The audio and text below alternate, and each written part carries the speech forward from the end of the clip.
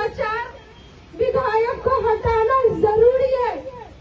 और मुझे पता है कि लालटेन से जिस पर मिला है सिंबल वो हार जाएगी, वो हार जाएगी और जनता फिर से उसी नर्क में रहेगी जो 15 साल से झेल रही है।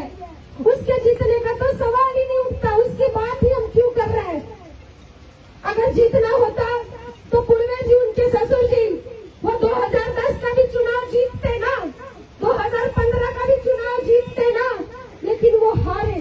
2010 का भी चुनाव परिहार विधानसभा का रामचंद्र पूर्वे जी हारे, 2015 का भी चुनाव वो हारे, क्योंकि जब सोनवर्षा विधानसभा था तो कुछ जाति समीकरण के कारण वो विधायक बने, लेकिन जब परिहार विधानसभा हुआ, कई पंचायत कट जाने के बाद उनका जीतना असंभव था और असंभव है, वो नहीं जीत सकते।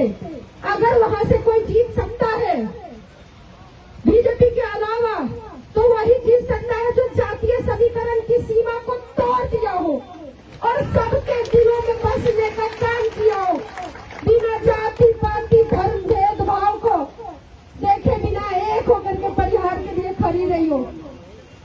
रितु आज अगर